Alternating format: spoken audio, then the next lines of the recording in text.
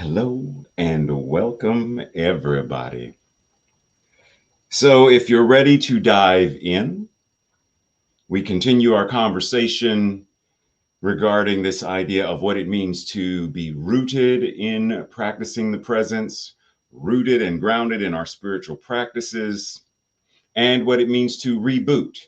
Sometimes life happens, and just like a computer, there are glitches, there's something, and we reboot, we restart, we reinvigorate, we renew. And so, part of this process, the title today, Singing with Gratitude, this idea of what gratitude is and what gratitude means and how it shifts and shapes our lives. Gratitude is one of the most fundamental spiritual practices in our teaching. After all, God is all there is. And since God is all there is, it does make sense to say thank you and to be thankful on a regular basis. Does it not? Does that not make sense to you? It makes sense to me. Think about it's January right now. We just moved through November and December. So from Thanksgiving as a holiday on through Hanukkah, Kwanzaa, Christmas, the winter solstice, all of the holiday season, there have been many reasons, many opportunities for people, for us to say thank you and to feel gratitude for all kinds of things, for the gifts we receive, for the kindness that is expressed, for the opportunity to break bread and share food, to share our talents, even our shared treasure. And be mindful that there are many who did not have the opportunity to share, to eat, to feel the kindness, to receive gifts. Be mindful. We're going to talk about that. There's a lot of stuff that we can get caught up in regarding this idea of gratitude, all kinds of judgments and all kinds of criticisms and all kinds of baggage. I don't deserve to feel grateful. I don't deserve that gift. I'm not grateful enough for something or someone in my life. We may judge other people for their level of being grateful. I held the door open and that person didn't say thank you, or I gave this gift and they said thank you, but I don't feel that it was sincere. There's all kinds of stuff that comes up with this idea of gratitude, thank you, etc. And so we are going to dive deeper into this. And while discussing this concept, this energy, this alignment with gratitude, I feel that we must also add in joy and address it as well, because joy is deeply interwoven with gratitude. Warning, Will Robinson, warning, warning. Yes, because of some of the things we are going to talk about, as Tracy would say, Rev, you stepping on my toes. Yes, today's message may trigger some of us. It may cause some stuff to surface, and that's fine. As long as we do the process to work through it and heal whatever comes up. Now, when I say we may be triggered, when I say that there is stuff, what am I referring to? The current mass consciousness, collective consciousness around all of the isms and phobias. Because how do we talk about being grateful and gratitude and thank you and joy and thankfulness when there are those who are still being oppressed due to race, due to their gender, due to the idea of toxic capitalism, due to the idea of homophobia, etc. How do we move through our lives when all of this stuff is showing up individually, interpersonally, institutionally, and structurally as a system? The overall idea is we are invited to change, to transform, to transmute, to dissolve, to deconstruct these systems so that they no longer exist as an obstacle, as a trauma point, as a form of oppression. But we cannot do that if we ignore it. If I am so enamored by my gifts and my car and my house and but I'm not focusing on what others may be experiencing, then we can't create a world that works for all. So the invitation is, how do I demonstrate my highest and best healthy way of showing up in the world with gratitude and joy?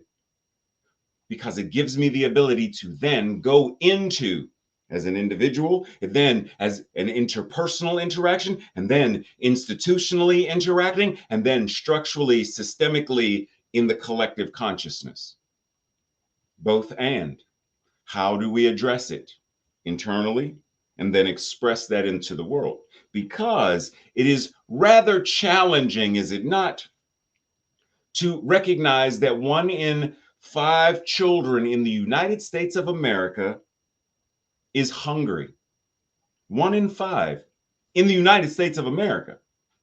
And also 1 in 5 older adults in DC, the nation's capital, are hungry.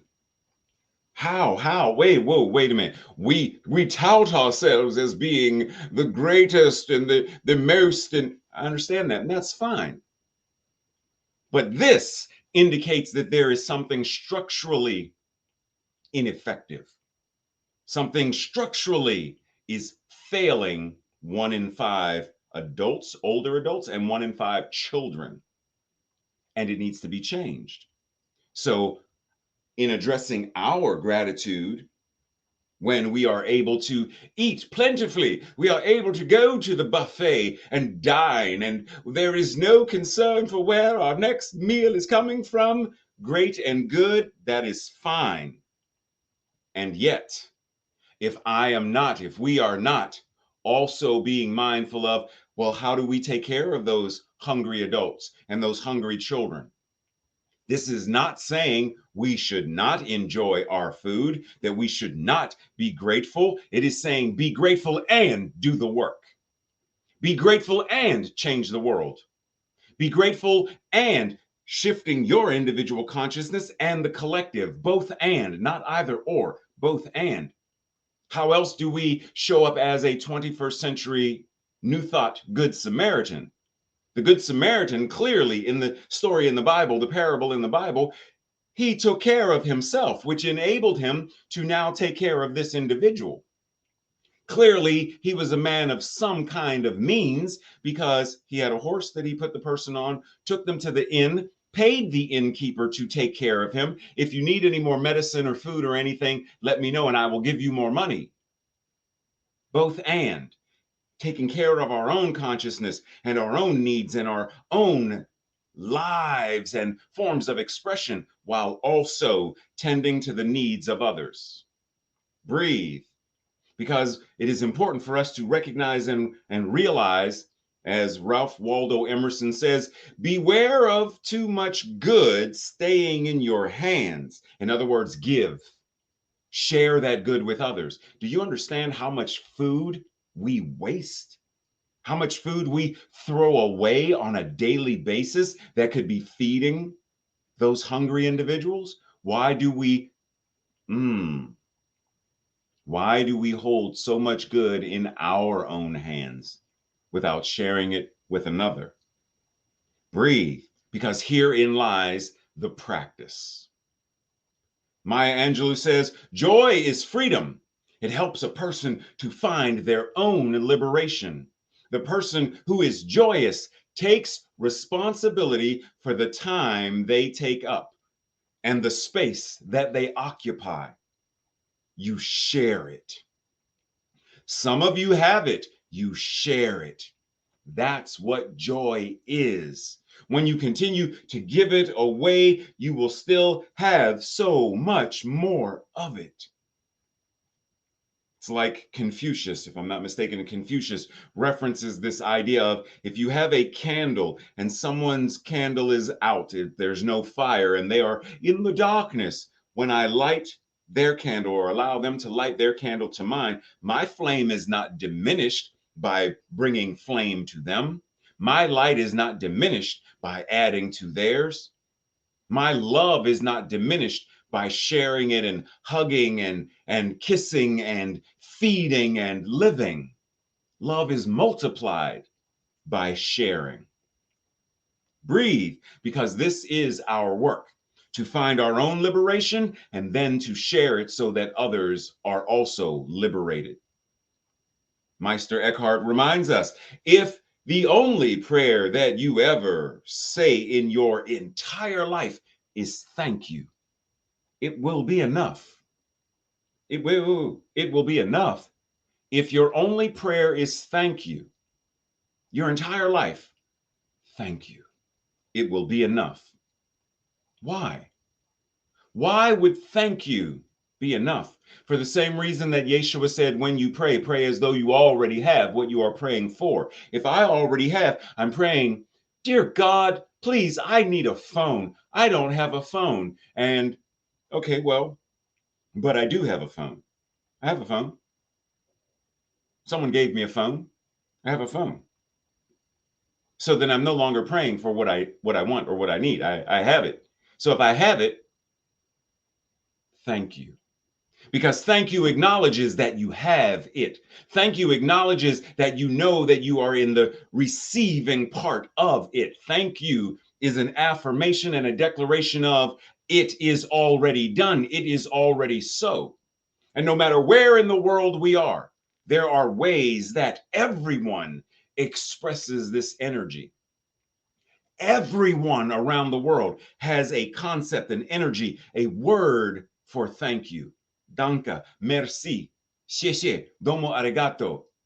All around the world, there are words and concepts and the energy. We all celebrate this because remember, there is only one mind, and that mind is God. And that mind is the mind of everybody, everywhere, always. So, of course, the energy of creation itself recognizes this, the thank you, and referencing, we don't even need the words. Have you ever seen a baby feel gratitude? A puppy expressing gratitude, a kitten, a cat, a lion, a whomever, a whatever. It's beyond words. You feel it. You feel it. So if you feel the energy of thank you and you pray that, you declare that, then it is enough. Breathe. From the Art and Science of Spiritual Mind Treatment, the Teacher's Guide, it says, gratitude comes with knowing the process of setting a new cause in motion and the creative process operating on it, even before the manifestation has occurred. Gratitude comes with knowing, even before the manifestation has occurred. I am praying for a new phone, and I am grateful even before the new phone has manifested. I am praying for health and well-being, and I am grateful even before the health and well-being has manifested. Money, I am grateful before the money manifests. Job, I am grateful before it manifests. I am grateful throughout the process because the moment it is set into motion, the creative process begins operating. The law begins operating on it. So if I believe the teaching and I believe in this process, why would I not be grateful? Why would I not be grateful? Just like if I say, Tracy, I need a new phone. And Tracy says, I got you, Rev. Do I believe that Tracy is a woman of her word? If I were to, ask my oldest son, Kenny, if I say, Kenny, I need a new bike. And Kenny says, I got you, Dad. And I believe he is a man of his word. Then do I need to wait until I see the bike to say thank you? Do I need to wait until I have the phone to say thank you? Or the moment they say, I got you, am I able to be grateful right then? Because I know that they are people of their word. I know that the universe is a universe of its word, that the law always acts and is always saying yes. So I know that when we pray, when we do spiritual mind treatment, when the creative process is engaged, there will be a result. So why not be grateful now? Why not be grateful always? I am already grateful for a world that works for all, even though right now that's not the current expression of it, but I'm grateful for it now because I know that we are already creating it and building it and manifesting it one thought at a time, one word at a time, one conversation at a time, one workshop at a time, one new policy and law at a time, one new teacher at a time, one new politician at a time, one new stage of evolution at a time. It already is in the mind that is God. It's already fully formed and fully functioning. So why would I not be grateful now? This is being in a state of gratitude because we've placed our order, we've stated our prayer, we've declared what is true, and the universe is whipping it up for us, creating it for us, manifesting it for us, bringing it to us. And we will absolutely, without question, find that it is delivered to our table, brought into our lives, into our experiences. Are we practicing the presence? Are we engaged in our spiritual practices to the degree where we are actively doing exactly this? Maya Angelou reminds us when you wish someone joy, you are also wishing them peace and love and prosperity and happiness and all of the good that there is. Why? Because all of the good that there is encompassed in this thing called joy. Do you wish people joy? Or is it easier to withhold it? Do you grant yourself the opportunity to feel joy? Or do you withhold that from yourself? Breathe.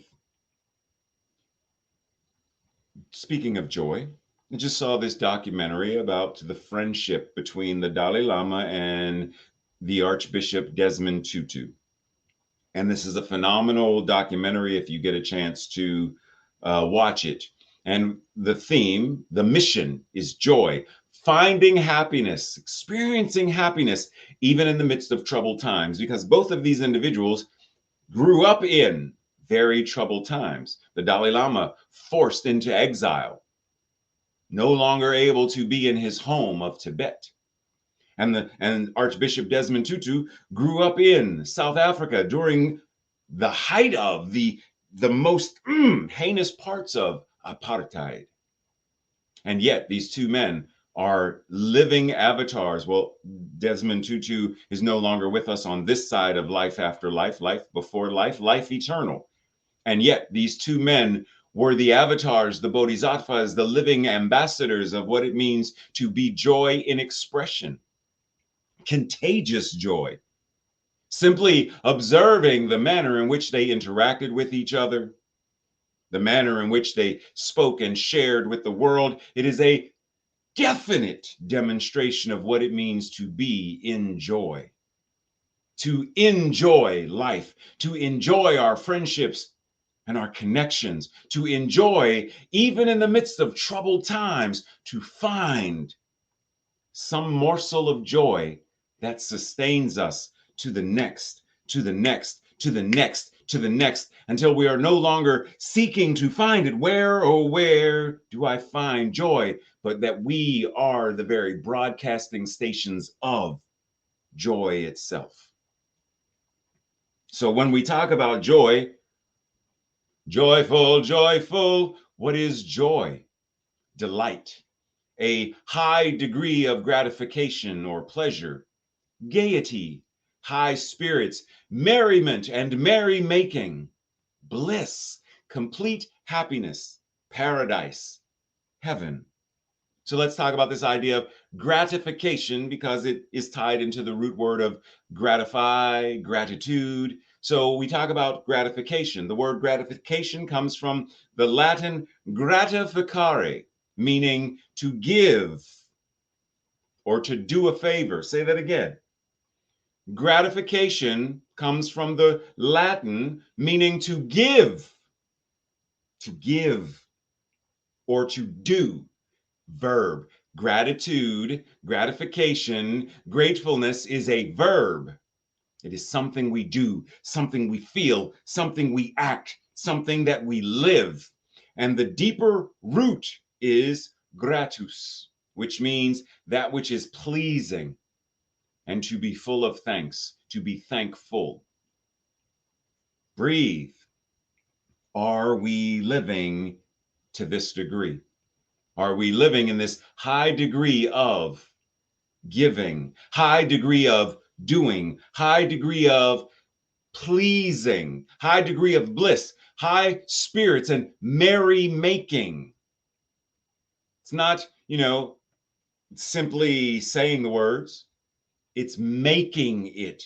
It's making happiness occur. It's living in and expressing what it means to, we believe that heaven is within, and we experience it to the degree that we become conscious of it. And then we become the co-creators of, so that others are aware, and that the heaven that we experience within now becomes the heaven we experience without, meaning on the outside in our external world.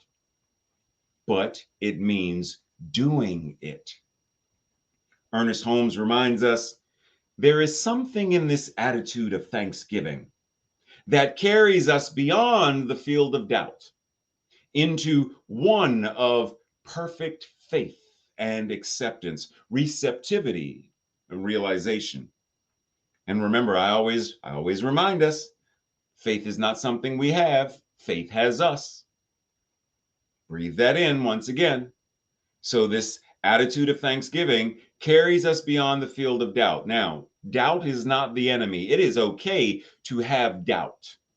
It is, what are we doing with the doubt? How are we processing it? And what is there doubt in? Someone says, oh, hold on, I got a phone call. Hello, you want to sell me what? And it only costs how much? $5,000. Wow. Wait, and there's more. I doubt the sincerity in that offer. I doubt that this website is an approved or authentic site. I believe that it carries a virus. See, doubt is not the enemy. Healthy doubt is perfectly fine and necessary. So this field of doubt that he is referring to is when it comes to doubt that limits our ability to exist within this perfect faith, the doubt that limits us from being receptive and in a state of acceptance. That is the doubt that he is referring to. So we must have a level of discernment, being clear, breathe.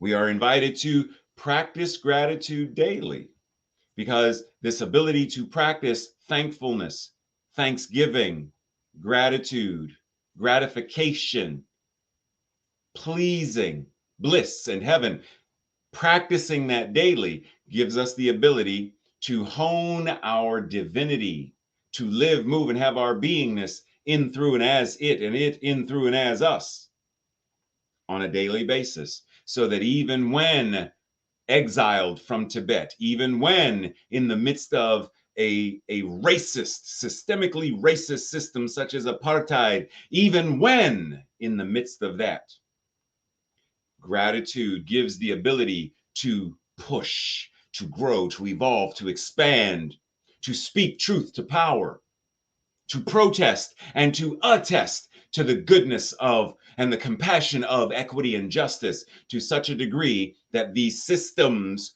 crumble before our eyes, crumble beneath our feet. Breathe.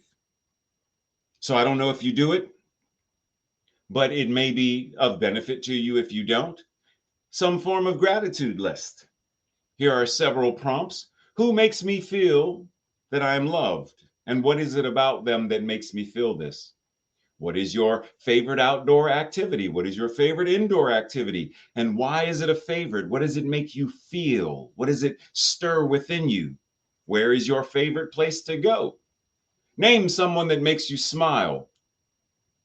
What is it about them that makes you smile? This is our ability to wax on, wax off. This hones our ability to be gratitude in expression, not just to feel it, but to be it. Are you willing to do this for a week? At least a week, if you don't already. Go through some of these and explore and experiment. See what shifts. Eric Butterworth reminds us our gratitude makes no difference to God. Our gratitude makes no difference to Source. The difference is made within ourselves and within our ability to experience life and the world. A grateful heart does not need something to be grateful for. That's conditional. One can be grateful with the same spontaneity as being happy. It simply flows forth from within and becomes a causative energy. Our gratitude, our thanksgiving, our gratefulness becomes a catalyst that changes lives, changes the world if we practice it. If we boldly live and let it move and let it flow through us rather than turning it down, stifling the ability to feel it, let alone the ability to express it. Too much gratitude. I feel imposter syndrome. I don't deserve all of this good. So we turn it down rather than, oh, no, no, no, open at the top. I'm going to turn this full on. I want the full expanse of the universe flowing through me to such degree that I sip, I drink, I guzzle from my saucer because my cup fully runs over. And recognizing, once again, say this again, our gratitude makes no difference to God. We need not say, God, thank you. We need not say, Lord, I am so appreciative to you for what you've. There is no anthropomorphic God that we need to thank. It's going to do what it does anyway, because it's God. It does not need nor want our thanks. Our gratitude is what God as us, how gratitude affects us, that which we are as an individualized expression of God. That's where it matters. That's what's changed and how we then live our lives. Diane Harmony says, when you give thanks, you are purifying your emotional response to life by focusing on love and leaving fear, doubt, worry, shame, guilt, and blame behind you. And once again, this idea of fear, doubt, etc., specifically fear and doubt. Discernment, a certain level of fear, healthy, necessary. Irrational, non-life affirming fear, doubt, let it go. Worry is using faith in reverse. Worry is using your faith to manifest, to ruminate on, to hamster wheel all of the possible things that shame. Let it go. Put it behind you. In the same way that Yeshua said, get thee behind me, Satan. Get thee behind me, that which is not life affirming. Get thee behind me, that which is not in my highest and best. Get thee behind me. I am moved forward by vision. I need not be anchored. I need not be dragged backwards by worry, guilt, shame, etc. Let it go. This week's practice and what the study group will be going over on Thursday. What, if anything, is the difference, or what are the similarities between these words, the meaning of these words, the feeling of the words, and the being of these words? Grateful, gratitude, thankful, thanksgiving. How are they different? How are they the same? How do they feel? Different, same. What does it mean to be? And what is the connection to joy with those words? Number two, when is it easier for you to express gratitude? When is it harder for you to express gratitude? Describe the importance of gratitude as it relates to affirmative prayer and faith. What can you do today that would help you feel more grateful? And how do you feel when someone says thank you? And what makes you feel that their gratitude is sincere? And then lastly, there's this idea of, once again, flexing your vulnerability muscles. Go to the website, missionjoy.org, download the viewer's guide, read the whole thing, but we're focusing on the following joy cards because there are some cards called the joy cards. And these are examples of them. Card number 1, there's a quote by Archbishop Tutu. And then there's share a story about a memorable act of compassion or kindness that you received. When and where did it happen? How did you feel? Are you smiling about it? Right? So go through the cards. And specifically, we are highlighting these cards. Next, think of a person in your life with whom you have a tense relationship. If you are comfortable doing so, share the problem or problems you faced with this person and any insights to their lived experience. Like go through cards 1 and 2, 8 and 9, cards 10 and 11. Think about someone who has had a positive or life-affirming impact in your life. Go through, discuss with a partner. Have you received or offered an apology for, right? Like go through, once again, go through. Then 12 and 18. Breathe, breathe. Talk about how you can take care of, go through, discuss the quotes, discuss the practice, have a discussion. And then once again, go to the website, Project Joy. There is an opportunity or a challenge to practice for a week, various ways of expressing joy and stepping into greater joy each day. This week's affirmation, our declaration, I'll say it first. Then if you feel in alignment with it, say it with me on our second go round. I am grateful for the abundance that is already mine to share. Breathe. Together. I am grateful for the abundance that is already mine to share. Breathe. Breathe as we move into our closing prayer, recognizing apologies, as Tracy would say, technical difficulties. Moving into this energy and this space of absolute joy, absolute gratitude, absolute thanksgiving, allowing this gratitude and this thankfulness to sing its song in our lives. That everything we do is a verse of gratitude. Everything we do is the harmony of gratefulness. Everything that we show up as is a very demonstration of what it means to be in joy, to enjoy life, to be gratitude.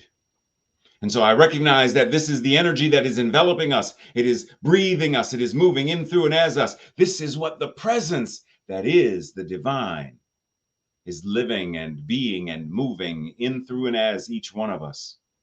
And so as this thing called our Sunday message, our Sunday gathering, as it comes to an end, the manner in which we continue to go out and serve the world, the manner in which we continue to go out and heal by bringing the truth, by being the truth, by addressing inequities, injustices, by being the hands that feed, by feeding the 5,000, by healing those in search of, in need of.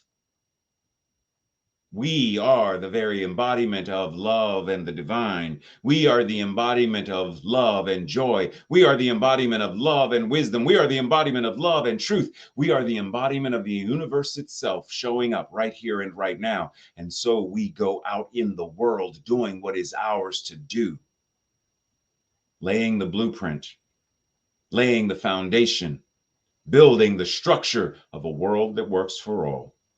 And the law says yes. And because it says yes, it is with great confidence and great certainty and great joy and gratitude that I surrender this and release it, knowing that it's already done. And together we say, and so it is. Namaste, blessings, much love and appreciation. And I will see you all next week. Much love.